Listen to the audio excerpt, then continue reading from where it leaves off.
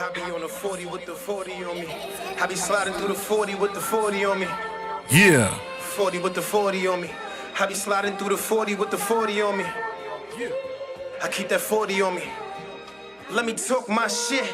Praying on that new Wraith, I'm just wishing on a star. We was on the road to riches, how the hell we get this far? Plug got love for me, said I'm in his quarter zone. When I cop a whole thing, he throw an extra cortisone. Slide through your block, start scratching like a DJ. You ain't out there, we gon' bring it back like a replay. Running through your strip with a stick, like a relay. I don't even fuck with these niggas, move like the 3K. Dumb shit, come through, asking niggas who want this. Draco, 808s mean it came with a drum kit. Herbo, arms cross, asking niggas who run shit. My mans got shot next to me, so I get numb quick. Mom's probably tired of the trapping, but ma, I love this. Ain't in my hands, but I already know God above this. Brother got 35, he left me in the streets alone. Gotti got killed, wish he never left the sweeper home. Mans popped the wrong pill, said he won't be the same. Knew it since kids, I never ever thought it'd be this way. Slept on the bed, he was sleep on the floor. When he had food stamps, we used to split him at the store. We was 10 toes down, my nigga, we stood tall. Always talk about the ball, but he never tried to score.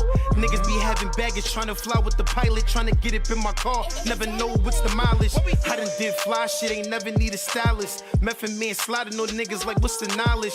Bruce Leroy glow, and I ain't need the polish. Grade A work, I couldn't average up in college.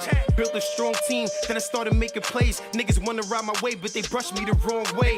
Trapping, all of that money go to the rapping. In New Jersey, moving that twerk, nigga, I'm strapping. Man, jack the plug, cause Slimy won't win this action. Snitch niggas, bitch niggas, why your phones, they be tapped in. Benny Peru flex on them, see the jacket drip. Plug out in Cali, overnight all the packages. I remember playing that block until the stash done. I remember borrowing Glocks when I ain't had one. Now the diamonds dancing on me, doing the bad one. I remember telling my niggas, wait till that bag comes. I be on the 40 with the 40 on me. I be sliding through the 40 with the 40 on me. Yeah, I always keep the 40 on me. I be on the 40 with the 40 on me. Sliding through the 40 with the 40 on me. All my niggas keep that 40 on me. Sliding through the 40 with the 40 on me. Yeah, it's rude.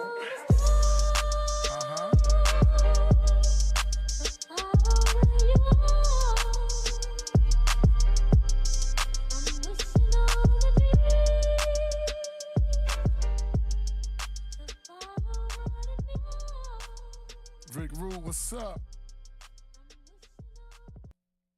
Let's keep it going. Let's keep it going.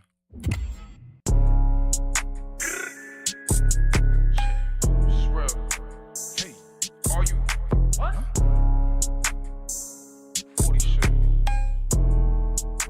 Yeah. Look, you know my bop. Yeah. Back when I first copped the 38, I was feeling like Pop. Gotta whisper when we conversating, cause these niggas be cops. Niggas ain't active, really be capping, doing a lot. Doing too much. I aim at your drop and then let it flock, then you see him drop. Skirt off in the drop. I take my chance with a rapper, put 3 in his top. I'm not alarmed cause I got a bone, I get cold with a stock. Baby, this money is real and I'm counting, this shit ain't no prop. Had to bring outside till outside really open up. Make some money for you, try to make a comment cause you really don't know enough. Trap line really blowing up, got you niggas money slowing up. Designer shit got me glowing up, this A y'all, I can fold it up. First young nigga in the hood, 2 bricks, running up 80K, started from Knicks. Coke boy, V on off white and some ups, we violate him, he's not one of us. Slid in a hoop, he came back in the truck, she gave me head, we never fucked. She made a shot and she said it was clutch, only one time so I said it was love. Before I go broke like Calvin, I'ma run into the plug like I'm Ace.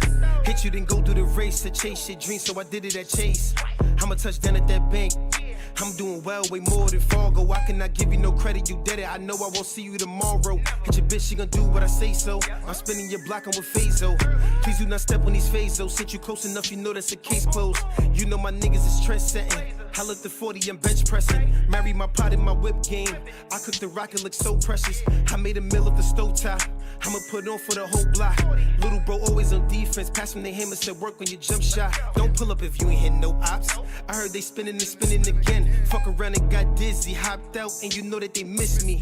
Back to 40 out the fanny. Be cautious cause I never move risky. Always gotta be shifty. She eat it so she know she can kiss me. I'ma keep counting these bands up. All these blues keep crimping my hands up. I know you niggas can stand us, call it 8 and you get hit out of a limb truck. Fuckers you niggas is doing when you ain't shooting, you responding with music. Bro killing all the ops, he rolling up, yo, this shit is canoeing.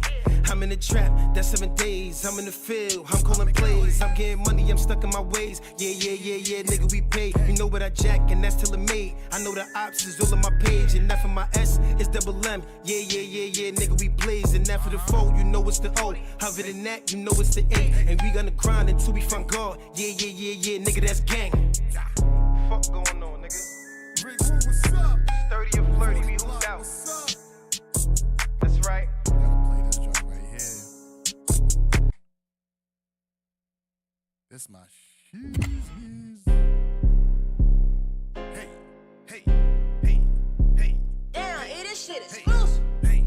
Yeah, it's 40. What?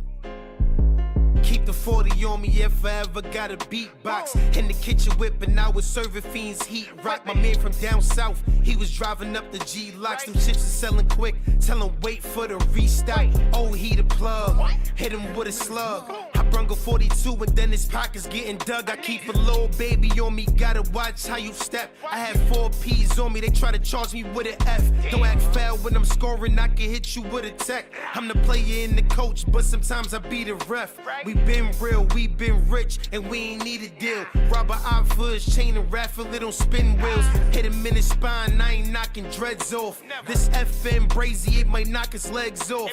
And if I aim it higher, it might knock his head off. I stop beefing with my ops, cause them niggas dead soft. Yeah. Rick, You know what's going on?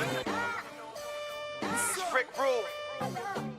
Let me talk my shit. Real nigga till I die. Load the clip and call my mother till I love her right before I go slide. You know it. Real gangsters don't chat on internet. Talking drilling on the gram, I ain't really feeling that. They like, Rick, where you been? I was out committing sins. I was trying to win, though they couldn't see me through the tents. If I could bring my little bro back, I would trade it all. Heard the op was caught black and I was shopping at Dior. Check the score. High catch a case was given to the poor. Helping Instagram models get their best up off the floor. Seen rich niggas at the top, go and take a fall. Was being stingy on that court. They ain't wanna shit a ball. They ain't fucking with your money. They ain't got no chance of hurting you. Got shooters if I'm on the drill, then you know it's personal.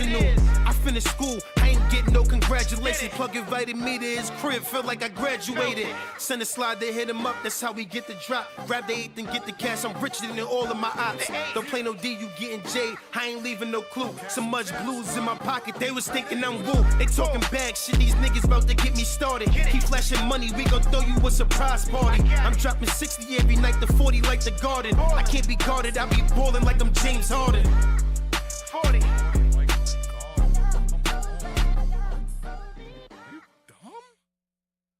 Are you dumb?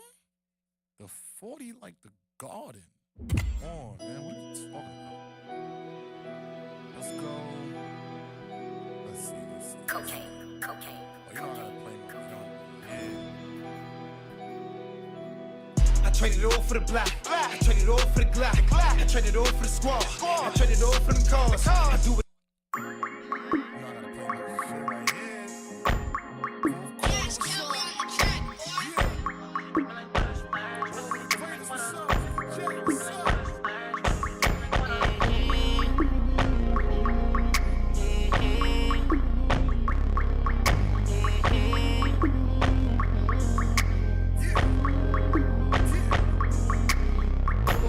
She looking at me, she want me to be.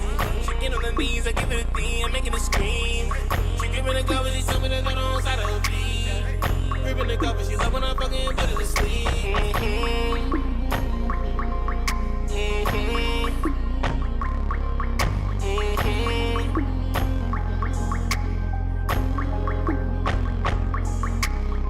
Pull up in a Honda, pull up like it's not a regular fee.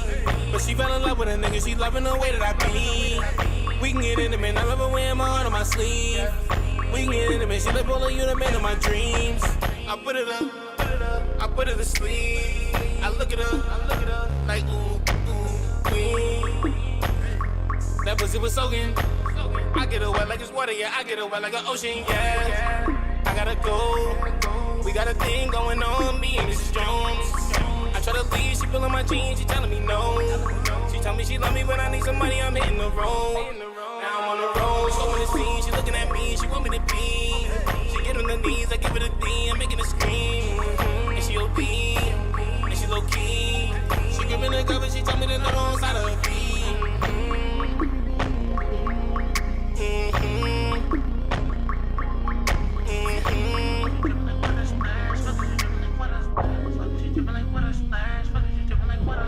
Fuck it, she drippin' like water, splash. I got her drippin' like water. My fuck it, she calling me daddy, but I ain't a father. I'm tryna get physical, can I get in you? Pull my dick out in the living room. I ain't no question about none of these bitches, cause baby, I ain't doing interviews. Yeah, I wanna sex you, I wanna caress you, I want you to ride it like 10 and 2. And tell me, baby, would you fuck me if I wasn't getting this revenue?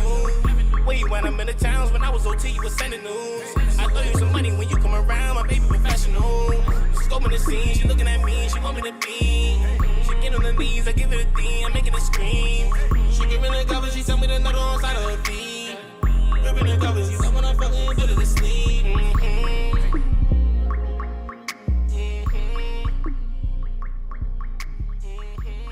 Jay, what's up?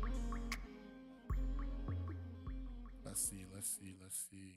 Play some Newski beats. My dog, Newski. Hey, what up, Newski?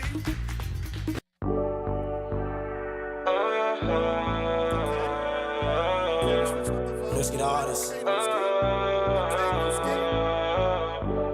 Voice of the trenches. Pick you up in a rave, no chauffeur. Yeah, come over. Pick you up in a rave, no chauffeur. Lay you down, put your hand right your shoulders. Leave that pain to the side, it's all over. Come over, pick you up in a rave, no chauffeur. Lay you down, put your hand by your shoulders. This is a certified hood classic. And I just want you right next to me. Do the things that they don't know. We get nasty, I record you on a GoPro. You a thotty, but you sexy and you know I'm on your body. Bad on light skin, what you doing for the night? What you doing for the night? We can smoke, we can drink, catch a flight. Tell me what you like. Bad bitch said she need me. Light skin look like Riri. Eat the dick up, oh she greedy. 24, she on her 3. We smoking, I don't do no GG. First class, will you see me? I been touching on your body. Pussy dripping, got that way, that tsunami. Don't gotta tell them what they don't know. Keep your mouth closed, keep the business on the low low. Do you think I meant to hurt you? No. Do you think I meant to hurt you? No.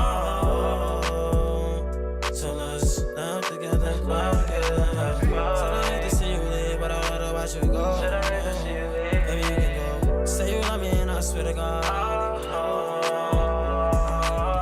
I gave my heart to you. You do the things you do. I try to stay true. I never lie to you. Never lie. Come over, pick you up in a rave, no chauffeur.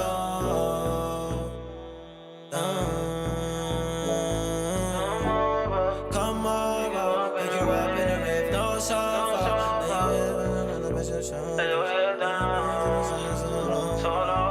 The stream is bugging, y'all. Is the stream bugging right now? Let me know. Okay, we going back on 10. This is the last song. Then we gonna get into talking some real talk.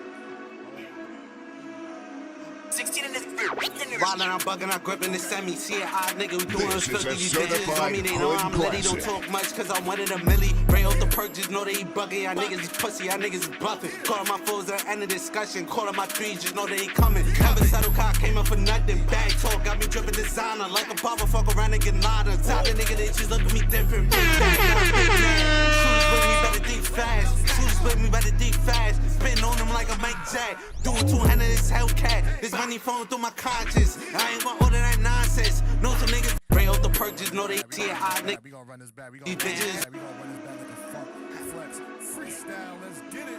It's Monday. 16 in this. Wildin', I'm bugging, I'm gripping the semi. Doing filthy, these bitches on me, they know I'm litty. Don't talk much, cause I'm one in a milli. Bring out the perk, just know they eat bugging. Y'all niggas is pussy, y'all niggas is bluffing. Calling my foes at the end of discussion. Calling my threes, just know they ain't coming. Never settle car, came up for nothing. Bag talk, got me dripping designer. Like a papa, fuck around and get nada. Top the nigga, they just look at me different. Big bag, got a big mad. Shooters with me, better think fast. Shooters with me, better think fast. Spitting on them like a Mike Jack. Doing 200 this Hellcat. This money flowing through my conscience. I ain't want all of that nonsense. Know some niggas that'll pop shit. At my phone, I be focused. Smoking dope, this shit is potent. Nothing funny, white choking. It's nothing funny, white They want the choking. bullets in the room. See now I with this bitch. I told that nigga bust a move. So I'm with the clique. You know them niggas getting tuned. Whoa, we got the sticks. Nigga gon' come in with the broom. Told them get in tune. I'm from the side where they gotta do it. Niggas don't talk, ain't with no problems. Niggas, they know that we gonna do it. And they wanna talk, it's homicides. I took them niggas back to the ruins. We was just bugging, rattling and wildin'. Niggas, they talking and talking to them. Niggas, they bugging, they talking to them. Damn, niggas was just in the trenches. Remember, we stuck in detention. I got that bitch on the benches. Remember me hopping the fences. Now it's like time at the dentist. I told him Dennis the menace. I told that bitch, fuck it, I told her no ending. Niggas, they know they don't get it. She wanna fuck, I told her I got a fetish. I told her she gon' remember. She took a trip to the side, baby, you gotta do better. Ain't about no money, how you gon' fuck up the package? Baby, you acting so jealous. Money ain't straight, somebody gon' get hit with this Beretta.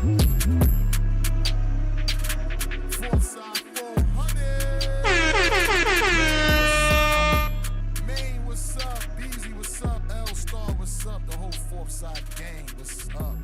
Uptown, what's up? All right, if y'all got any more music, just throw it in the chat. This only local music, only local music. We only doing local music. Y'all dig? All right, so welcome to 40 Central Podcast, episode 2 something. I'm your lovely host for the night. James educates, James motivates, corner pocket shots, one half of 40 Central. This does not mean Justin got fired. Justin did not get fired. So please, all the bloggers, do not put that in the blogs because that cannot be further from the truth. The gang is still strong. The team is still strong. But we are going to start doing, we miss y'all. So we want to start giving y'all some content on Mondays. Some days it may just be me. Some days it may just be him. Some days it's going to be the both of us. But the content is not going to stop. Hold on 1 second. Let me just make sure that do y'all hear me okay? Like, is my mic good? I'm in here dully, so I need to know, like, if y'all can hear me and all that stuff. Just let me know in the chat if y'all can hear me. Just throw it yo, or you good, or something. What we doing? Talk to me. All right.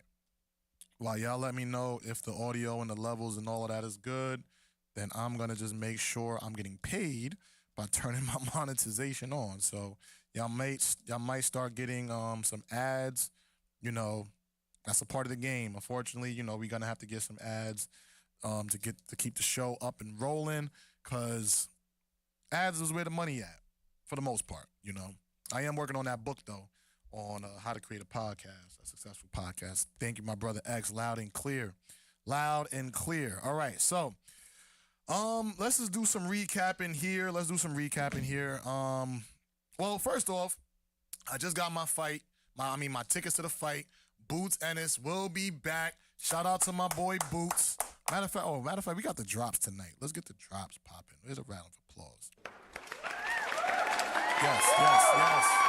Boots is gonna be back in the ring. Let me get y'all the exact date of the fight so you can purchase your tickets. Adam, as a matter of fact, I don't think it's too late for you to purchase the pre-sale tickets. This is what I just learned today. The pre-sale tickets are actually much cheaper than when you try to get them like a week before the fight. I didn't even know about pre-sales until, shout out to the team. The Fight Night team put me on, and they was like, yo, pre-sales are where it's at. Oh, my mic is low? All right, hold on. Let me try to turn it up a little bit. Try to turn me up. Hey, yo, producer, turn me up. I got you. Y'all get it? Because I'm the producer? Y'all didn't get it. All right, how's my mic now? Is it a little bit better? A little bit better? That should be, that's the best that I could do right now. So unfortunately, you might have to turn the TV up a little bit. Hey, what's up, Auntie? All the way from Delaware. We got love all the way from Delaware. That's amazing, man. I can't, express enough gratitude for all the love and support. Everybody that's in this chat right now support me by myself. It's not easy hosting a show by yourself, but hey, I'm gonna do the best that I can to make sure that you get the best content possible. Unfortunately, it's telling me on my camera that the visuals is also messing up. Can you just let me know if the visuals are okay? Like, let me know if the visuals are okay, so that way we could continue with the show. The last thing I want to do is go forward and y'all can't hear me and y'all can't see me, because then that would be a complete waste of your time. So just let me know if the visuals are good, and then okay, the volume's better, so that's good. And just let me know about the visuals, and then we're good to go. So yeah, like I was saying, Jerron Boots Ennis. Let me make sure I got that for y'all up here. Is gonna be fighting. Let me see. Pull it up here so y'all can see. Okay. Oh, you know what's crazy? On Cena, like I never actually asked. These are the people that I met when I was out there, and I never got a chance to ask them if we're related. So this is Boots. He is from Philly, and we got the same last name. So long story short, for the people who are joining that didn't hear the story, I go out to Philly, and shout out to the Only Kayla podcast. She invited me out there to be a part of her the production crew. So I got to produce a great episode.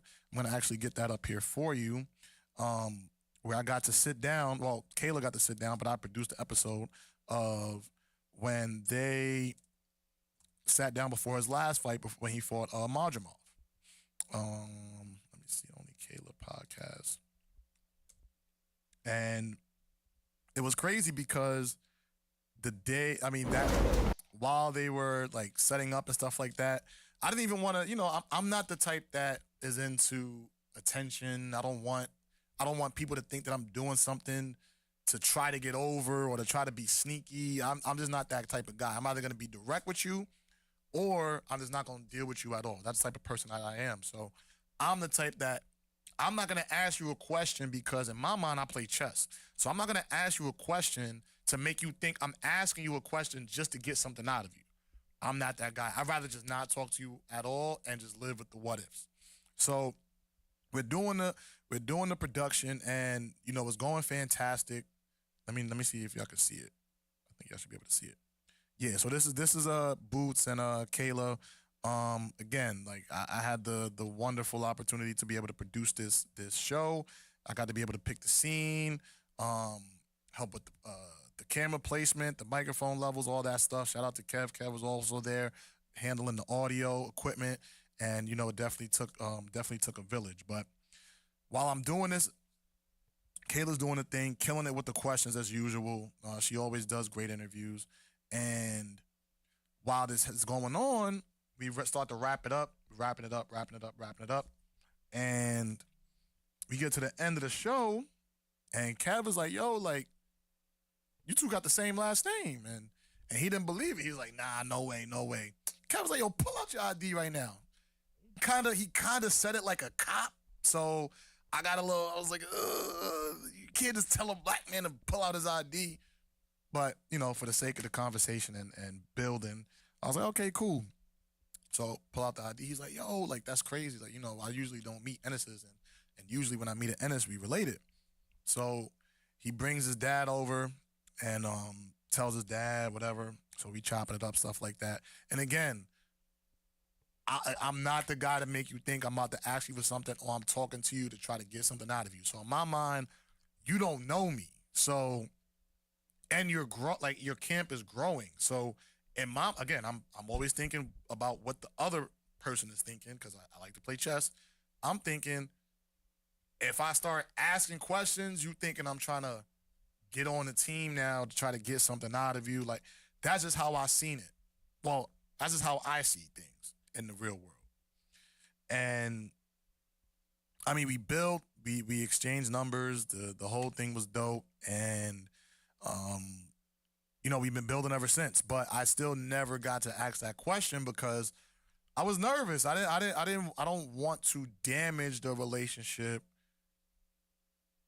because you may think that I'm trying to get over or do something shicey to you just because we got this. No, it's not even like that.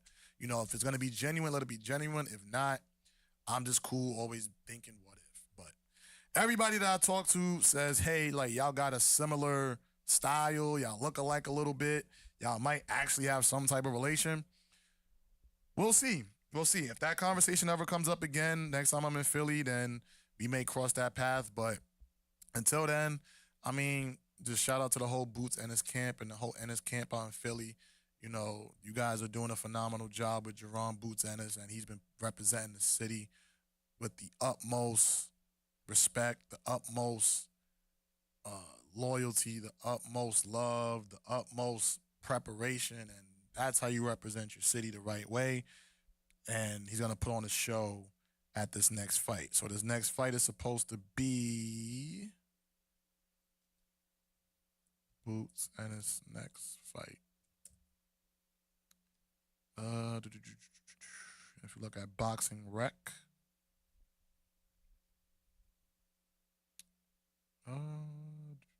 here's his next fight. 32-0, undefeated. Guy's a killer, man. I apologize, brother, because I don't want to say his name wrong, but let's just say we're going to go Karen Shukadzian.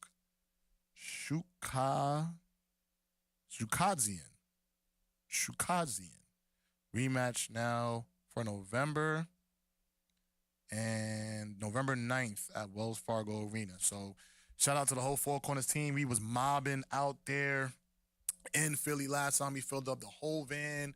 Everybody that went, it was a dope experience. If you're trying to rock with us again, let me know in the comments or let me know, DM me personally, and we'll make sure to get you set up with the team. We rode out there. Everybody chipped in for the van to make it nice and cheap. All you have to do is get your ticket. If you get the pre-sale tickets, they're much cheaper. If you wait till everything drops, then you risk having to pay more because tickets are going to start going on resale. Or you might not just find a ticket that works for you. And you don't want to miss this fight. So make sure you go. Matter of fact, I could take you to Ticketmaster.com. Let's see if I go to Ticketmaster. And if you go to, all you got to do is type shout out to Mo for showing me this today. Matchroom Boxing. Oh, Mary J. Blige performing. That's dope. Make sure to go to the United States, please. Don't buy something that's like in a whole nother country. Okay, event info.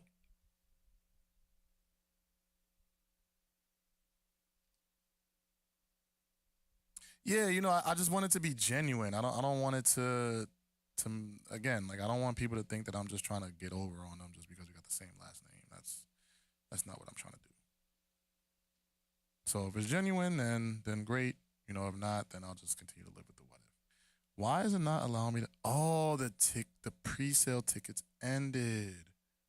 Oh, you guys missed your chance. So yeah, so you can't get the pre-sales anymore. But the ticket sales, I believe, go there tomorrow, if I'm not mistaken. Yeah, general on sale 9/24 at 12 p.m. So tomorrow, midday, make sure you go to Ticketmaster or wherever you get your tickets from and get your ticket for this fight because you're not going to want to miss it. Boots Ennis, back in the hometown, homecoming number 2, putting on for the city of Philadelphia, putting on for the state of Pennsylvania. Yours truly, Jerron Boots Ennis, y'all, is going to put on an amazing performance yet again. And we locked in. Yes, sir. All right. So that was that. So that fight's coming up. Honestly, I only got a few topics that I really wanted to touch on today. I guess let's go straight to this whole. Let's just talk about this Diddy thing because that's what everybody likes to talk about. So let's go. Diddy arrested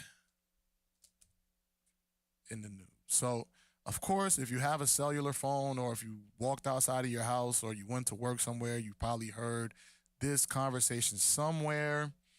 And this is about Sean Diddy Combs.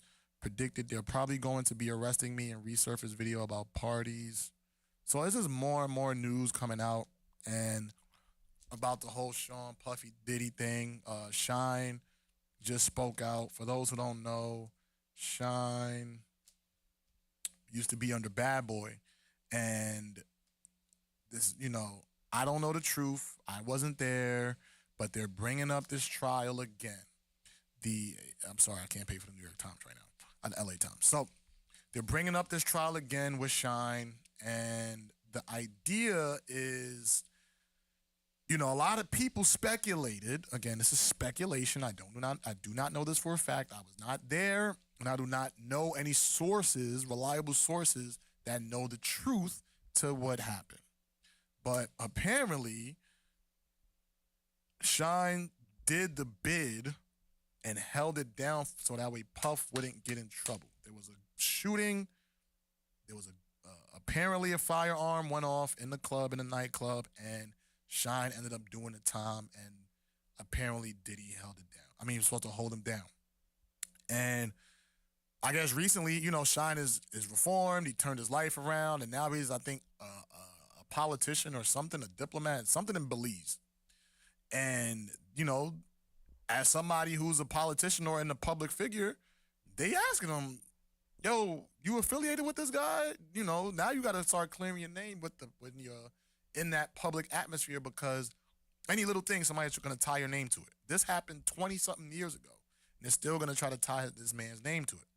So he basically says, Sean Combs has destroyed my life. And a lot of people was like, it just brought up the whole thing. Again, did Shine really deserve to go to jail? And a lot of people are saying this is going to come up in the trial. The things from 25 years ago, the whole thing with Tupac, the whole thing with Shine, the whole thing with just all the bad boy artists that you've had over the years. A lot of people are going to start speaking on this. And I don't like really speaking on it only because I don't know the facts. For a lot of people, I'm just going to say that, let's just wait till the facts come out. A lot of people have been speculating their things, and even this guy has been, coming out and talking about Puff. Let me see. So yeah, this guy, Gene Deal, who I've been rather critical of lately. Shout out to my brother Mook in the chat. We've been having this discussion for a while. Yo, Mo, appreciate you. Yeah, shout out to the Four Corners family, 15 rounds of boxing. Make sure y'all go subscribe. Let me see. Puff donated $1 million to his cause. I mean, I guess that's cool, but then, all right. So then that really gets to the topic of what does it mean to hold it down. You know what I'm saying? If Shine really did do the bid for him, what does it mean for Puff to hold him down? Because it's been pronounced that Puff was a millionaire, right? So a billionaire. So does $1 million suffice? How much time did Shine do over that? Let's see.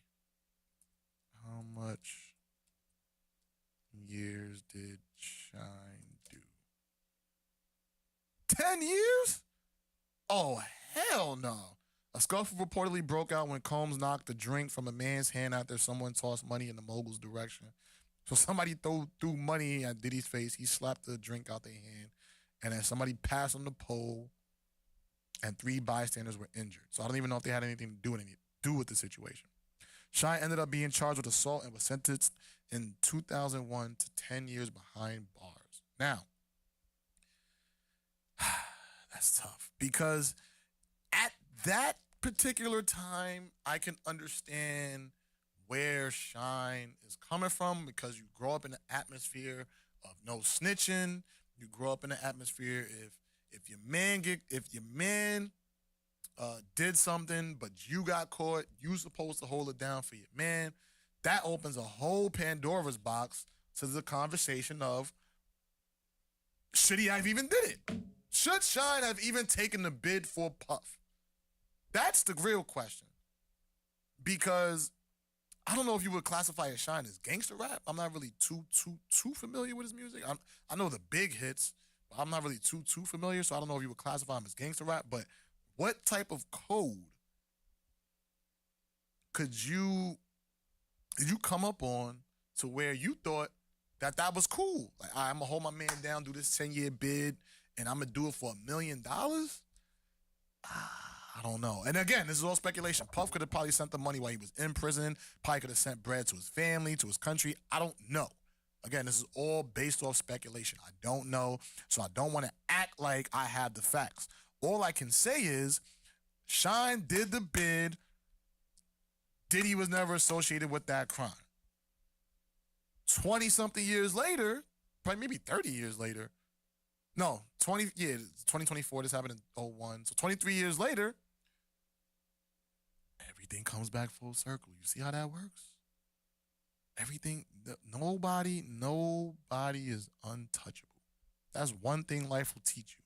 That's one thing, and that's what I want people to really like focus on for this whole situation.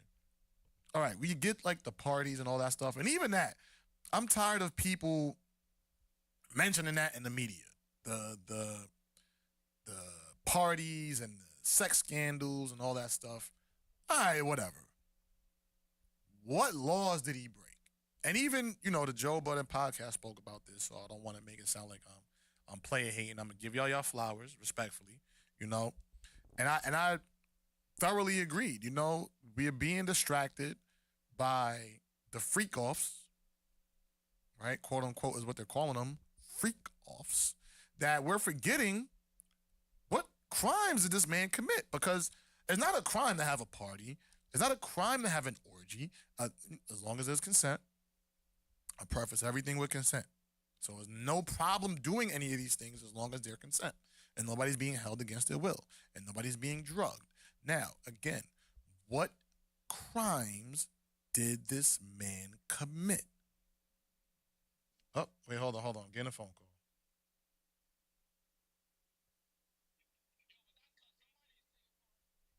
Whoa, I'm live on a podcast, my brother. What's up? Go ahead.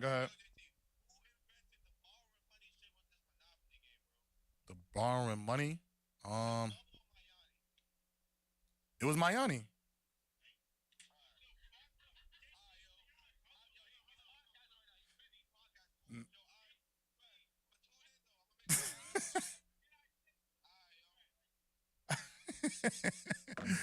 Yo, shout out to the Monopoly gang, man. I love those guys. I'm mad that they didn't invite me to tonight's game, but it's all good because I'm here with the 40 Central family, and I love y'all.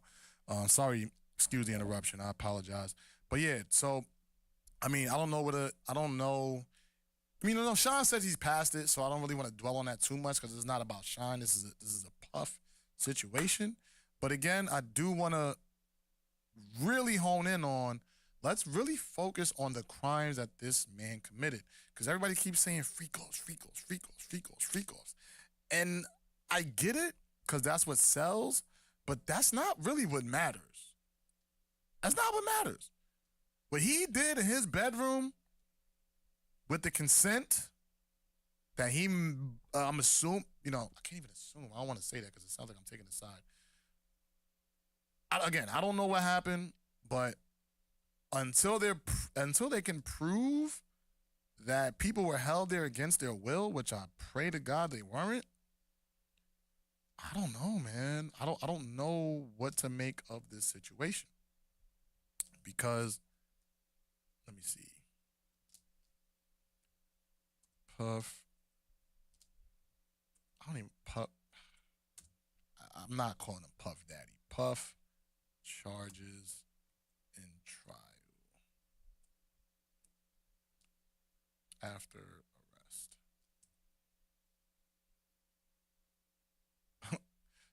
Yo, this is crazy. Sean Diddy Combs' music streams jump up after arrest and indictment.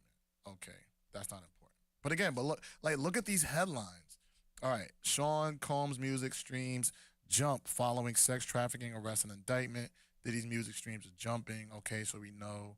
Oh, okay, this is his charges. All right, boom, boom. Arrested and charged with sex trafficking and ordered held without bail. So sex trafficking. So now let's look up what that means. Definition of sex trafficking. Is it TRAFFICK? I thought trafficking was spelled differently. I think it is, but whatever. The action or practice of illegally transporting people from one country or area to another for the purpose of sexual exploitation. Now, this is where it gets interesting because let's look up illegally transport. Take or carry people or goods from one place to another by means of a vehicle, aircraft, or ship.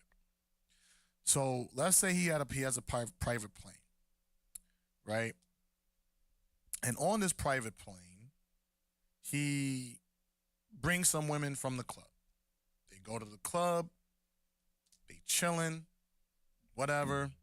My bad. I didn't even check the comments, y'all. My bad.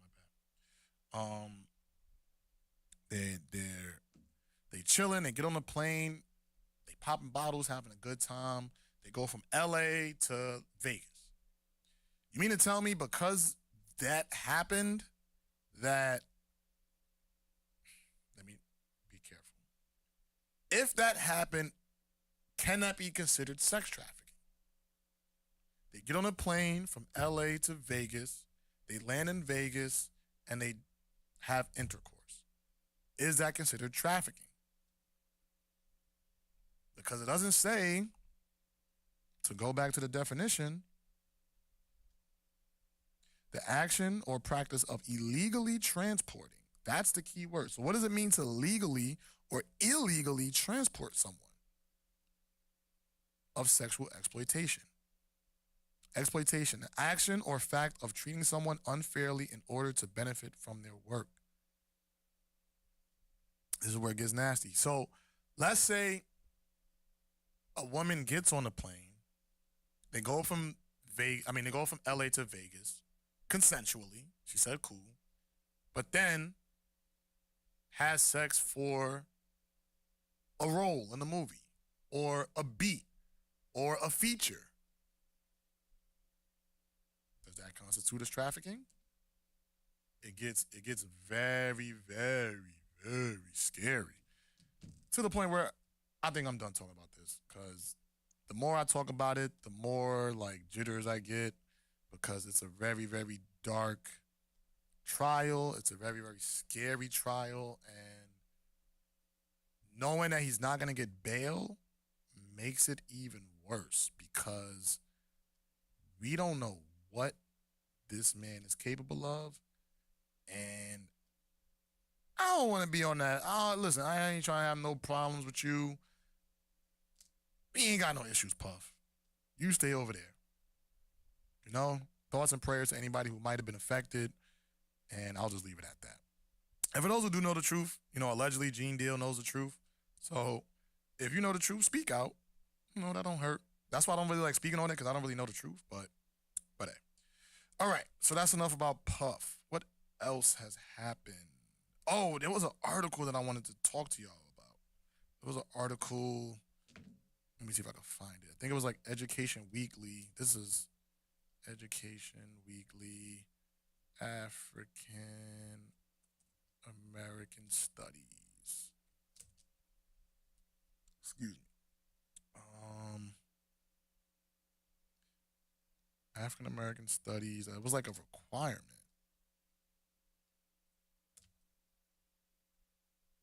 Okay, let's see. That's 2023. Where's the black? Damn, I can't find it. But basically, let's see. Basically, it was about saying that African American Studies is not going to be required in high schools. But I want to make sure I get the wording correctly. Oh, man. Dang. I hate when that happens, bro. bro. I definitely wanted to talk to y'all about that because I wanted to get y'all opinion. But guess we'll never know. Hold on. Give me 1 second, y'all. I'm just scrolling through my notes because I have to be able to find it. African American Studies required in high school. I think it was New York City. This is it. Okay, so I'm nice. This I'll do it for y'all, man. I love y'all. It's all love, it's all love, it's all love, it's all love and a feeling. All right, so here we go. New York City public schools to implement Black Studies curriculum in the 2024-2025 school year. So that means this is supposed to be going on this year. The pre-K to 12 curriculum co-developed with a coalition of 6 organizations was piloted in 120 schools in the 23-24 school year. That I was unaware of. Now, let's stop right there. New York City public schools to implement Black Studies curriculum. I'm going to just show y'all how my brain operates. Who owns New York City public schools? The Department of Education. Okay, so now, in Maclay Act in 1842, the New York State Legislature established New York City Board of Education and gave the city an elective, right here, I gave the city an elective board of education empowered to build and supervise schools and distribute the education fund. And provided that none of the money should go to the schools which taught religion, the fast-growing Irish Catholic community objective, but after decades of trying, they denied government funding. By 1870, 19% of school-age children attended Catholic schools. So, I just like to know once I hear stuff that's being implemented, I like to find roots. Like, where did this all start? So beginning in the late 60s, schools were grouped into districts, elementary schools and middle schools were grouped into 32 communities, blah, blah, blah, blah. Okay, cool. All right, 1964, conditions and segregations. 450 students boycotted New York City public schools. Yeah, you know we get down. We're not down. We're not going down with none of the nonsense. We was out there fighting for real. All right, so started in 1842. Do you know what African Americans were doing in 1842? The slave revolt started November 15th, 1842, when a group of 20 African Americans enslaved by the Cherokee escaped and tried to reach Mexico. So there were slave revolts. Slave revolts. We were slaves in 1842 when they created the New York City public education system. So I'm just giving you context. Okay, so now let's fast forward. I'm gonna just read it again. New York City public schools to implement Black Studies curriculum in the 2024-2025 school year. I'm just taking you down memory lane of how my brain thinks when I hear stuff like this. All right, I look up the history. The department started in 1842. Who funds New York City public education? The city has provided major of the DOE funding, so basically the city is supposed to be the one that is paying for this. That's good to know. Who runs the NYC public education system? Okay, Chancellor David Banks. Oh, hold on, sorry. Got a phone call. Yo.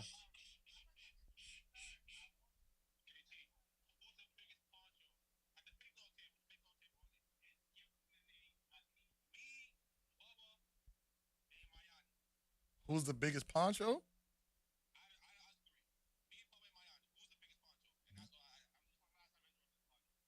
You're the biggest poncho.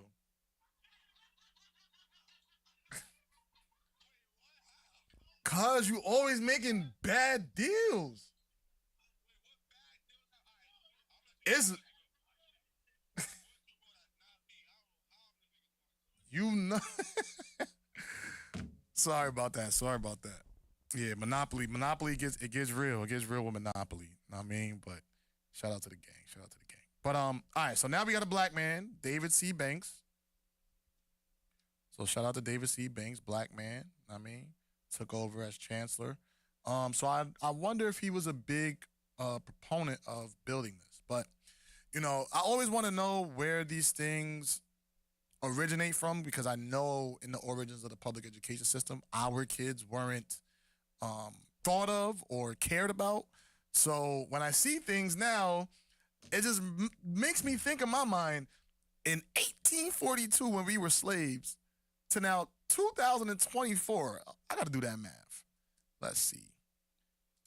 2024 minus 1842.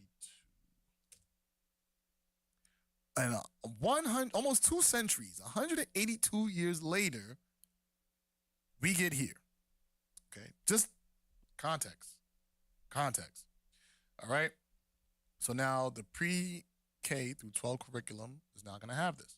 Now the interesting thing about this is, what is the Black Studies curriculum? Because this is where a lot of teachers and educators and school staff and parents have the biggest disagreement, because being that we were brought here in whips and chains and stuff like that, and a lot of us were already here and enslaved here, the debate comes, isn't Black history American history? And I love this debate because I can understand both sides. Again, chess player, I'm a processor, I'm a thinker, I love perspectives. My perception of how I see things matters, but I'm a perspective guy. I'm trying to understand why you think the way you think, why you think the way you think. So I understand one side when they say, you know, Black history is a part of American history, and therefore it should just be taught within an American history course, because when you separate the two, it can divide a nation. Case in point, there are some teachers that will teach your kids that America is a terrible country because of its history. And America did, which is a fact, that America did a lot of bad things. But you also have to keep in context the time period. You know, America was not the only country to have slaves. America actually stole slaves from a country that had slaves. So just keep it in context. But they'll try to teach it from a standpoint where America's not for you. America was never for you. America's bad. America's bad. America's bad. And you as a Black person should not feel welcomed or comfortable in a country like this. So there are people that preach that rhetoric in history classes. And there's also another perspective where it's, you are an American, you have a different history than especially white people here in America, but you are entitled to all that America has to offer, from the riches to the land, to the technology, to the rights, to the education. You deserve access to all of that. Therefore, you'd have to learn how to function within this American experiment. And this is where there's a huge clash, because this side is saying that you should teach people to love this country because you are part of the foundation of this country and you deserve all the fruits and labors as a result. The other side is saying something similar, but is saying you should hate this country because of what it did to our people, and it's still continuing to do to our people to this day. So now with that, how do you implement this with two completely different mindsets? So to me, I want to know, who are the people in this room making the decisions on what this curriculum looks like and how it should be taught? Because the way that it's taught is going to have a huge impact on how our kids view America. Because if our kids view America as a place to hate, then our kids are going to feel like they don't belong here. So now when they go into these meetings, they go into these rooms, they go into these places and spaces with people that don't look like them, they're not going to think they stand a chance. And then you have the other side that's like, no, you do stand a chance. You deserve to be in those rooms. Here's how you got to do it. This side is saying, well, we can't get there because of the system that you made. This side is saying you can get there because you had people in your past that have done the things that you're trying to do. Where's the middle ground? Which way do we go? Which side do you think? Let me know in the comments. Let me check the comments. I'm sorry. I haven't been in the comments. But yeah, which way do you go? Because depending on what you do is going to determine what type of, or depending on how you feel, is probably going to determine whether or not you think this is a good or bad curriculum. Intent, great. Methodology and implementation, I don't know. And I get all of that just from the headline. I read the headline, and that's how my brain functions. All right? All right. So now let's continue. New York City Public Schools is implementing, let me blow this up a little bit. New York City Public Schools is implementing a new pre-K through 12 Black Studies curriculum called the Educational Equity Action Plan. Stop right there. A Black Studies curriculum called the Education Equity Action Plan. Personally, I am not a fan of that title. Because now when we're talking about education equity, you're not going to get equity from the implementation of a Black Studies curriculum. Yes, it'll help. But you're not going to get the equity teaching that.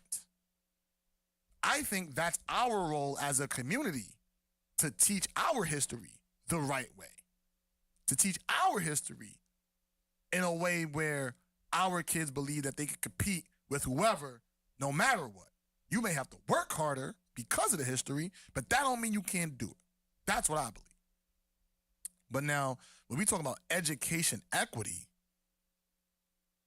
well, why does this school have the school the size of a college campus, where they have all the resources and they have all the internships, the job opportunities? I'm talking about this the high school level. Internships, jobs, mentorships, technology. They get to go on trips, get exposure to things. They get to meet a whole bunch of people to show them the way. They get to take classes on taxes, take classes on business, learn how to start a program, learn how to code. But they just live on another side of the Bronx in a different tax bracket. But then now you go 12 miles on the other side of the Bronx, and some of these kids are still using textbooks. Some of these kids don't even have enough supplies to last the entire school year. Some of these kids don't get access to resources. They don't get classes to teach them how to function in 2024. You don't get that. So, with that said, you mean to tell me that this is an education equity plan? How is this leveling the playing field? That's where I'm confused. And I love, please, I'm arguably one of the biggest Black advocates you'll ever meet. But when I hear implementation of this plan, and it's titled Education Equity Action Plan, it makes me think, is this something that's supposed to just shut us up and make us think that this is a plan to help us elevate our lives, to help us elevate into a different stratosphere, to help us elevate into a different social class? I don't see that. It could probably be, it's a huge part of it, but that can't be the end all be all. That can't be the entire plan. We're going to uplift Black children growing up in poverty, where they're starting pre-K way behind the average kid in the Bronx coming from a wealthy community, that by implementing this curriculum is going to create education equity. Maybe I'm reading it wrong. But I don't know. Let me look up the definition of equity.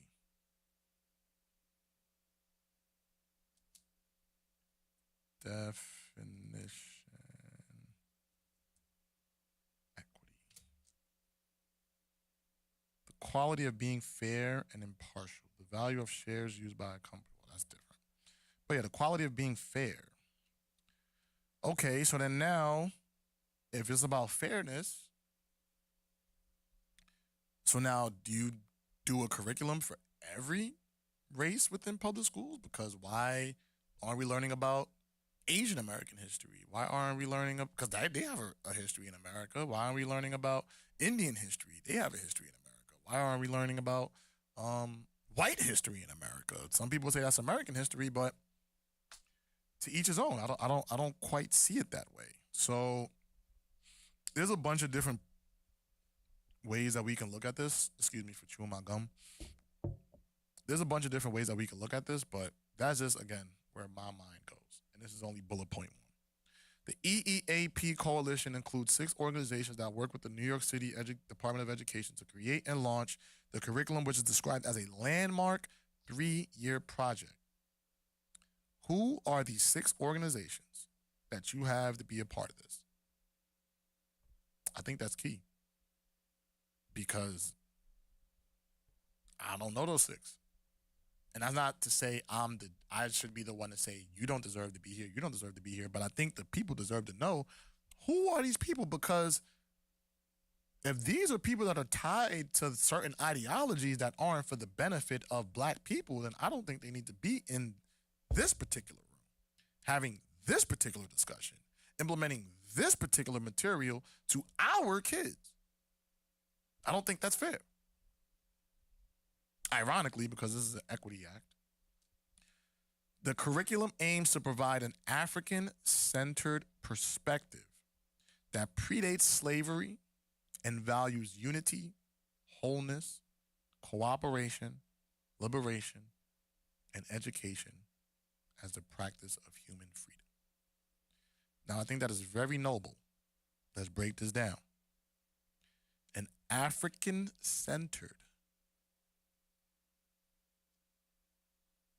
What does African-centered mean? I'll look up what something means in a heartbeat. I'm not about to sit here and act like I'm the end-all be-all. Centered or derived from Africa or Africans, emphasizing or promoting emphasis on African culture and the contributions of Africans to the development of Western civilization, Afrocentricity. So this is called Black Studies, and we're focusing on an African-centered perspective. This is where it gets tricky to me, because I do feel like blackness is a diaspora. Blackness is in the Caribbean. Blackness is in America. Blackness is in Africa. Blackness is in Asia. Blackness is all over the world. I get that. Now, in America, we look at black a little different. In America, black primarily focuses on the descendants of slaves. The descendants of those who were brought here and were adapted to a new culture that did not have Afrocentric values. We brought Afrocentric values, don't get me wrong. But we also adopted to this new country and developed our own values. So what justice does it serve for an 8-year-old, 5-year-old, elementary school kid to learn the Afro-centered perspective before slavery? That's tricky to me because, in my opinion, I think we need to while I do think that's important to make kids understand that black history does not start with slavery. That is a very important lesson to teach. I also think it's just as important for kids to know their rich history from the ancestors that they had here. The ancestors that fought, died, invented, became wealthy, from the businessmen and women to the doctors, to the lawyers, to the athletes, to the pilots, to the people that invented different types of food, different types of medicine, or different types of inventions that like the traffic light, like the computer. They say that was an African man, but you can do your history on that. But there was just so many inventions that we came up with that shaped the foundation of this country that most of our kids don't know. I feel like that is supposed to be, or that should be, the focus of a Black studies curriculum in America. You teach what some of us did before that, especially like in Western Africa, where a lot of us have come from. That's important. But I think the meat and potatoes, the focus of a curriculum like this should be the Black plight that we experienced here, because there's so much history here that most of us don't know. Even as adults, I'm still learning a lot. My bad. Let me go to this comment, y'all. I'm sitting here chatting. The Africans who were brought here on the one-way cruise built this country free of charge under the institution of slavery have every right, everything this country has to offer. I agree. The name of the curriculum alone will make it open to legal challenges, and it won't be implemented. The doorknob was made by a Black man. We just keep achieving. But okay, so now to this point, the name of the curriculum alone will make it open to legal challenges, and it won't be implemented. It says here that it's already been launched. With the coalition of 6 organizations piloted, they already did the pilot last year, and I think it's being implemented this year. So this is the purpose of the curriculum again. I disagree with. I wouldn't go that direction if I'm creating this curriculum, because there's enough rich history here outside of slavery, even within slavery. There's just a bunch of positive, beautiful things that happened within slavery that we're never taught. For example, Black love within slavery arguably was stronger then than it is now. There were more people probably getting married as slaves when they weren't supposed to be getting married than Black and brown people getting married now. Think about that. The love that our people had for each other back then, when we were all in bondage, was much stronger then than it is now when we have freedom. How did that happen? What took place between that time and this time to make us want to hate and go to war with each other? Because before then, in that period, especially in the I don't even like calling it the slave period. I'm gonna just call it the period of bondage, right? And it was slavery. There were people that were slaves that didn't like each other, but they differed and hated each other over ideologies. Oh, you had the house Negro. I'm good. I love it here. Whatever. I got my lemonade. Master's making sure I got the nice bedroom. I get to hug the wife from time to time. I'm serving food at all the white banquets and parties. I'm good. I'm chilling. And then you had the field Negro. Yo, we gotta get up out of here. I am not. First of all, it's too hot. I'm tired of getting lashed. I ain't staying here no more. You can stay here. I'm out of here. That's what a lot of the beef was over. Beef was over, don't teach your kids how to read because they might kill your kids. That was what they was beefing over. Don't teach your kid to read because you might kill that kid. It's safer to be dumb than it is to be intelligent. And they fought through that. Some of them fought each other as a result of that. Now,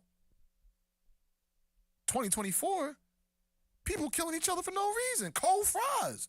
Yo, my fries too cold. Boom. Shot dead. And that's a real situation. I just saw on the bus the other day, people on a Bronx bus. Somebody got shot on the bus. And it's sad to say, I'm pretty sure it was two white people shooting at each other. I'm sorry. I go down to the South Bronx, right? I go down to the South Bronx and to look at the new school because we're building a new school in the South Bronx on 3rd Ave and 156. You know, it's a tough area. And as I'm done, I check out the building, whatever. And you're gonna actually get to see the groundbreaking of the building. I'm gonna live stream it so that way you can see it. I'm leaving, and 3 blocks over, there's yellow tape in front of a bodega. And in my mind, I'm thinking, this is our new school building is gonna be 3 blocks away from where a shootout just happened? What are we fighting over these days? But again, I say all of this to say, I'm sorry for going on the tangent, that this is why education matters, because a lot of people don't know that history. A lot of people don't know where they came from. I don't even think I told y'all about me finding out about my family history. I went to the African American Museum in DC and I just started doing a whole bunch of research, and I found a lineage of my last name tied all the way to like the 18 something, I think. And I think his name was William Ennis. I don't really know too much about him. I don't even know if that's really my family tree, but knowing that history is going to make me a different person once I find out the truth behind that lineage. And I think that's what we need to focus on. Help some of these kids find the lineage, what their last name means. How far back can you trace it? Do you know what your great-great-great-grandfather or grandmother did that may be affecting you to this day? That's the history that we need to know. That's the black studies that we need to know. Who the hell are we? You got this last name, don't know where this last name came from, don't got no ties to this last name. You just rocking with a last name, you don't even know where that shit came from. But we sit here want to focus on a African-centered perspective. Sorry, that was a long rant. But just to dive into this a little bit more, let me get to the comments. I'm sorry. Soul food. Yes, soul food came from that time. Jump the broom. That was the name of the term. They were jumping the broom when it was illegal to be married. Think about that. Now we have the right to get married, and we don't. Crazy. All right. The United States' most talented and known chief, Hercules Posey. Oh, I'm sorry. I said chief. The United States' most talented and known chef, Hercules Posey, was the executive chef for George Washington, is still known for being the number one, I'm sorry. I don't know why I can't read today. Was the executive chef for George Washington, is still known for being one of the most talented chefs in the world, let alone the United States of America. Check out his story, it will amaze you. Let's check it out together. Chef Hercules Posey. Excuse me. Appreciate y'all for listening and kicking with me tonight. This is dope. Chef Hercules Posey. Black man. You know what's crazy? When I'm in school and I see like certain kids that I have real good relationships with, I make sure to emphasize you are a successful black man. So this man, he was born, first of all, he was born before this country was even started. Let's start there. 1748. America was founded in 1776. Let's go to Wikipedia. Was a slave owned by George Washington. See, I don't even like that. See, Wiki, you got to change that. See, this is where we going to stop this right here. The foundation of any human is never whether they were or were not a slave. Let's stop that right there. Every person, every human has a personality. Every person, every human has an opinion and a thought process that separates them and makes them unique. So to even start a sentence, Hercules Posey was a slave owned by George Washington. I don't like that. Yes, he was a slave, but Hercules Posey was a chef under George Washington who happened to be a slave. At his plantation in Mount Vernon. Wow. Oh, at his plantation, Mount Vernon in Virginia. Uncle Harkless as he was called by George Washington, served as a chief cook at the Mansion House for many years. In November 1790, Hercules was one of the 8 enslaved Africans brought by President Washington to Philly, then the temporary national capital, to serve in the household of the 3rd presidential mansion. On February 22nd, 1797, Washington's 65th birthday, Hercules escaped from Mount Vernon. Look, fled the scene. Different type of mindset. Hercules escaped from Mount Vernon and fled to New York City, where he lived under this name, Hercules Posey. Posey remained a fugitive slave until January 1st, 1801, where he was manumitted under the terms of the Washington's will. What does manumitted mean? Manumission or enfranchisement is the act of freeing slaves by their owners. Oh, okay, so he was manumitted, he was freed. In Washington's will, because Posey's late wife Alice had been a dower slave owned by the estate of Martha Washington's first husband. Their 3 children were not freed. Posey died in New York City in 1812 and was buried in the Second African burying ground. Crazy, because this man he has roots in New York City and we don't even know who this guy is.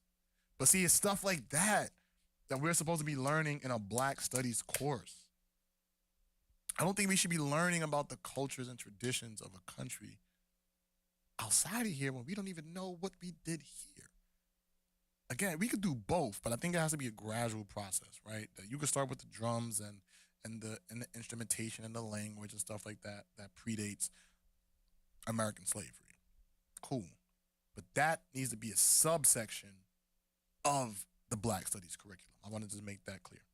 Oh, they got the 6 organizations. Okay, cool. The 6 organizations in the EEAP, Educational Equity Action Plan Coalition, include the United Way of New York City. Oh, we're going to look them up. We're going to look these people up. Who are you and what do you do? The United Way of New York City.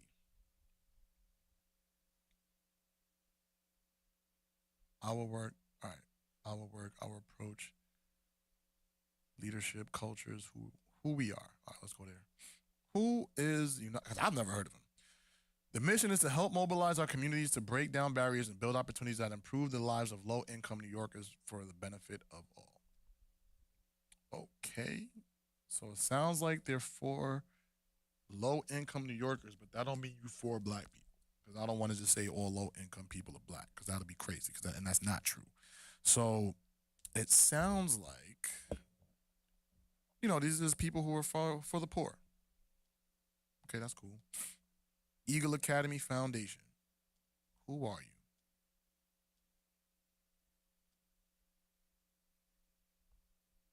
you? Eagle Academy Foundation. About the Eagle Academy. Oh, this is the school. Oh, yeah. No, the school is valid if this is Eagle Academy. The Eagle Academy Foundation challenges systematic barriers, thereby empowering young men of color to achieve their desired educational career and life outcomes. We deliver strategic, direct impact work and advance institutional change towards equity. Cool. Shout out to Eagle. No disrespect there. I like that. The Black Edfluencers. Black Edfluencers United. Who are these people? Y'all don't just be wanting to know who these people are that just come up with these type of things.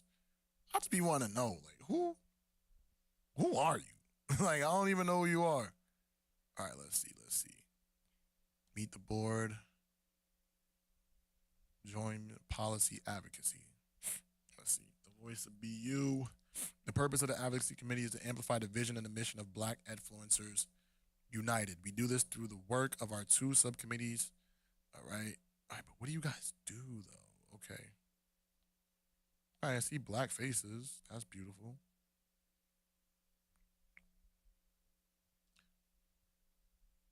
But what does it mean to be an edfluencer? It's the policy. The purpose of our committee is to create educational policies that will foster equitable outcomes for Black children. Work with us as we analyze data, review current policy and NYSED law, and ultimately write and submit educational policy that is aligned to BU's 7-point agenda. Join us as we serve Black educators, influence others, and impact Black children through our work. All right. This sounds like they down. Association of Black Educators of New York. That just sounds self-explanatory, so I'm gonna skip that. The Black Education Research Center at Columbia's Teacher College. Okay, that's self-explanatory, so I don't really gotta explain that, but that's dope. So they got Columbia, educators from Columbia. That's nice. New York City Council Black, Latino, and Asian Caucus. I like that too because that's different, different perspectives. The Black, Latino, and Asian Caucus. The mission of the New York City Black and Latino Asian Caucus is to protect, empower, and advocate for the city's over 5 million New Yorkers of color through its utilization of the legislative oversight and budgetary powers of the council. I always get iffy when I see of color. Like that to me is always like a weird, like, why you just can't say black? I'm not saying them. Because they made this their mission, they do what they want. But just in general, people always like, oh, people of color, in reference to black people. No. Black people, and it's okay to make something specifically for black people. Just want to make that clear. Everything doesn't have to be people of color. Everything doesn't have to be all inclusive. Because when there's something for the Puerto Rican community, that's cool. When there's something for the Dominican people, that's cool. When there's something for the Cape Verdean community, that's cool. The Asian Pacific Islander community, that's cool. But every time it's about the black community, it's about people of color. Yeah. I love my people. I love all people of color. Don't get it twisted. But I just want to make sure if we're talking about something that's supposed to be about blackness, let's make sure. We keeping it black. All right. I'm sorry. This whole thing is this. We've been breaking this down all night. So I'm about to wrap up here.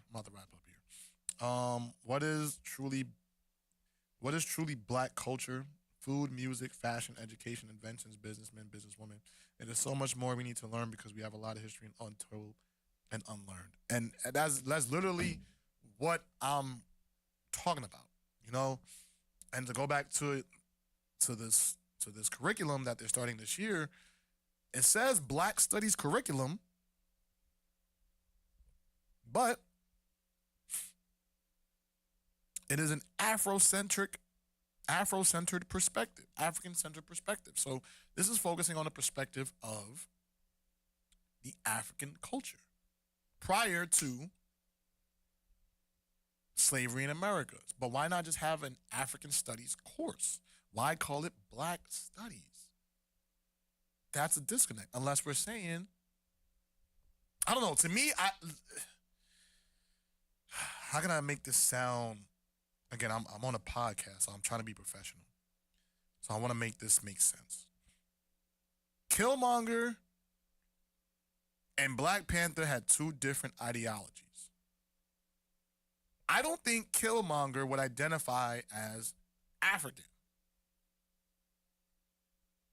But T'Challa would identify being black. You know what? Does that make sense? Killmonger wouldn't say, yo, I'm African. I'm from over there. But T'Challa wouldn't be like, well, I'm African, but I'm not black. So I think that's where it gets real tricky. Because, again, when I see Black Studies, I'm thinking American, the history of blacks in America. When I hear Afrocentric perspective, I'm thinking, or I hear,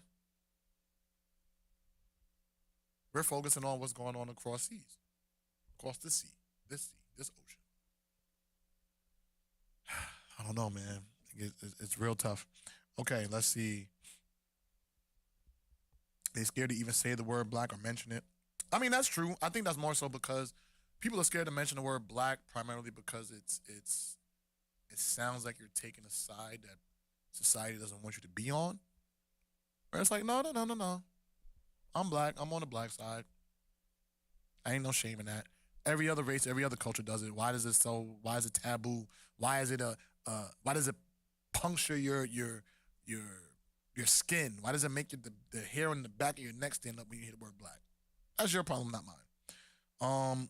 Of course, of color is so it is more acceptable to other people. Yes, people of color. It is socially acceptable. It's like it eases the room a little bit more when you say, oh, let's make this law for people of color. Just think about how you just internalized it as you just heard it through your speaker when I said it. People of color. Let's make this law for people of color. Oh, people of color over there. Let's make this law for people of color. Now when I say, let's make this law for black people. Let's make this law for black people. Hey, let's make this law for black people. It don't sound the same to people. It don't sound the same. It sounds like I'm taking a harsh stance, and it shouldn't come off like that. All right, I promise you I'm going to be wrapping this up soon.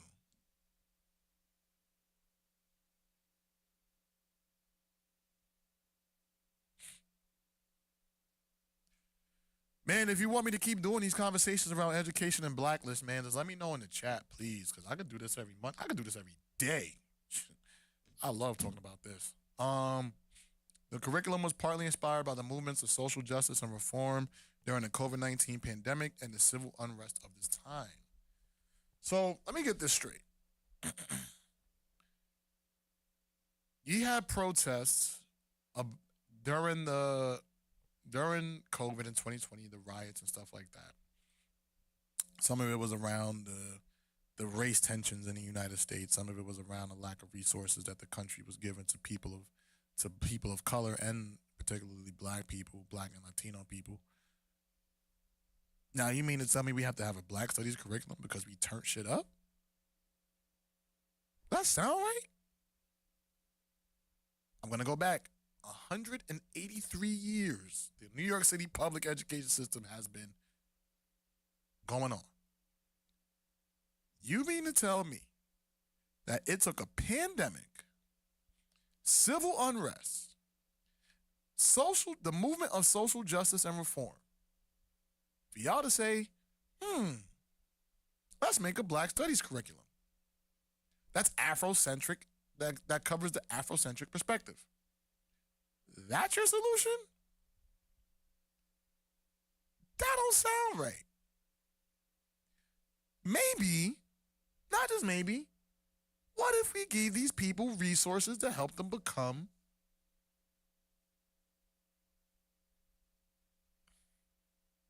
again, I hate taking these harsh stances because, again, I have a job, but why not just give the people the resources so that way they could become self-reliant? Right now, if you look in the low-income black neighborhoods where you have a community of black people living off the system, what are you doing to help them become self-reliant? So that way they don't have to live in the New York City Housing Authority. So that way they don't have to rely on somebody else for a job. So that way they can make enough money to not have to rely on welfare. What are you doing to help with that? I think some of that helped cause the civil unrest. I think some of that will help the people in the community.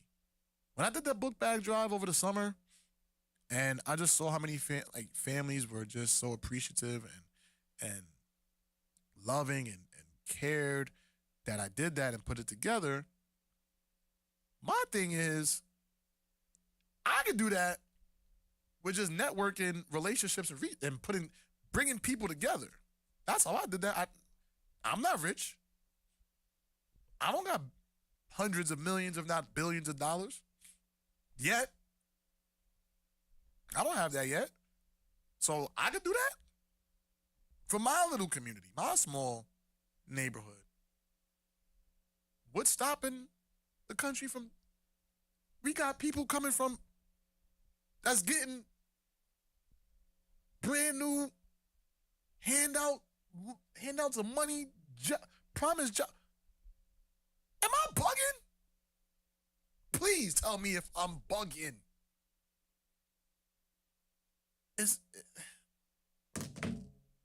I'm sorry, but I get frustrated with this because I take my people's issues very, very seriously. And again, it really bothers me that I just read this out loud, and it says that the curriculum was partly inspired by the movement of social justice and reform during the COVID-19 pandemic and civil unrest of this time.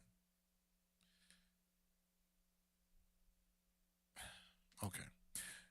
let me see. During COVID-19, several Republican states passed anti-critical race theory or divisive concept laws that leaders said were meant to curb instruction they feared would increase divides among racial groups.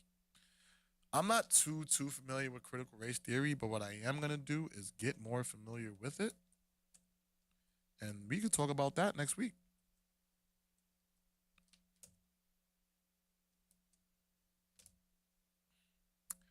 Critical race theory, a set of ideas holding that racial bias is inherent in many ways of Western society, especially in its legal and social institutions, on the basis of their having been primarily designed for and implemented by white people.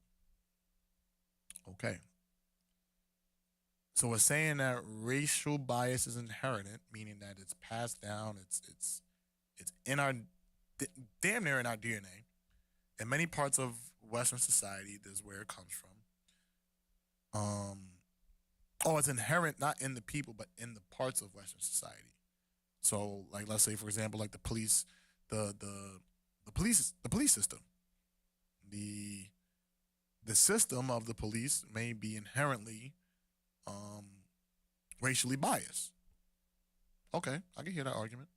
Especially in its legal and social institutions on the basis of their having been primarily designed for and implemented by white people. So now I understand why some Republican states would say this will create a divide, because it's saying that these systems were built by white people and part of their purpose was to keep down black people. That's what it sounds like is the basis of the critical race theory. All right, no, I'm not gonna keep reading all of this. I think I'll put this in the chat just in case anybody wants to read it. Let's see. Okay. Yeah, I'm gonna just throw this in the chat real quick. Just give me a second. Man, again, I appreciate everybody who's been rocking with me tonight. And this was like a random stream, so I didn't even think I would get one viewer on here. So just to have, I think we have 5 people up here at one point. No, 7, I think, was our match. I mean, our match. Our height. That's super dope, man. Super, super dope. But I think what I eventually want to do, I want to start getting teachers up here. I think I'm gonna use Mondays as like, yo, this is we gonna talk about like school and stuff like that. I think this is something that parents need to know, you know. And I also think, wait, why is this link not working?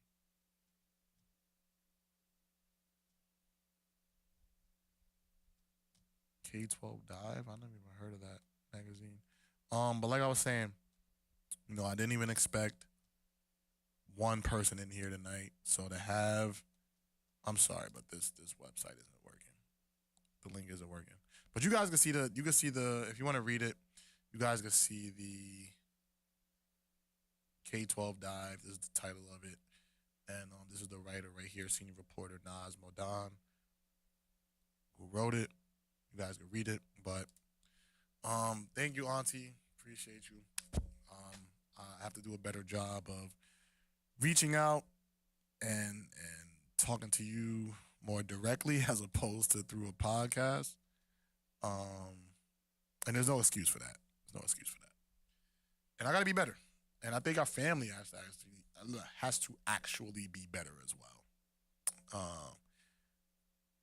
I think we have, even in general, just like black people, I think we just have a tendency to only gather in times of turmoil, distress, funerals, and things like that. We just have to be better at coming together. Excuse me. We just have to be better at coming together when things are okay. If that makes sense. We have to be better at checking up on each other when we're doing all right. And not waiting until something bad happens to be like, you know what? I should have called. I should have texted. And I know that's what I'd have to be better at. With just all my relationships. I'm just bad at communication. But I'm working on it. Definitely working on it. And this was an amazing, amazing night. Thank you all so much. You don't know what that meant to me to just be able to come on here, chop it up with you guys, just about how I feel about certain things. And yeah, I guess we'll be back next week, Monday. More education talk. This is your host. I am James Educates, James Motivates, James the Writer, also known as Corner Pocket Shots _ on Instagram. You can go follow that. That is my photography and videography page, my newfound love. You can also follow 40 Central. You see the network up there. Oh, up there, 40 Central. All you got to do is type that into your Instagram account. Go follow us there. Go follow me on TikTok. I'm on TikTok now at, what is my TikTok name? That's crazy. James Ennis, James Educates 24/7 is my TikTok account, and some new things that are coming up.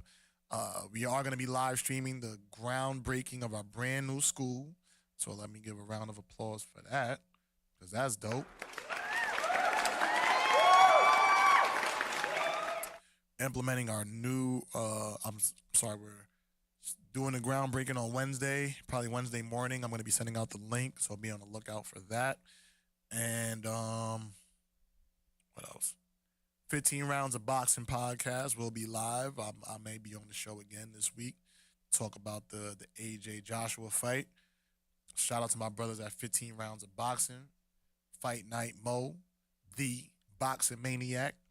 Uno, you know, and the CEO Fight Night X. My brothers, make some noise.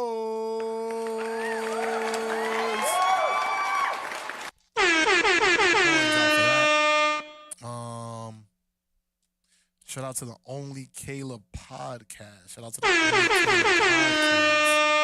podcast. Dang, what else?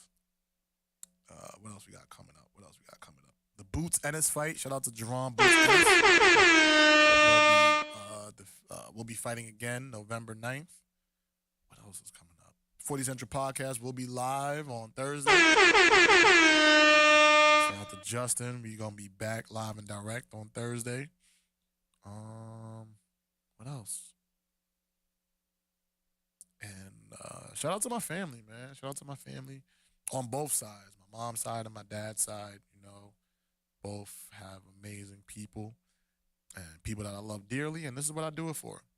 I do it in hopes of one day creating a better day for everyone who shares this bloodline. So I just hope that I'm making y'all proud, and I hope that, you know, we'll be able to celebrate in a way that will be dope. You know? Maybe one day we get that private jet. You never know. All right, y'all. This has been cool. I'm out of here. James Educates.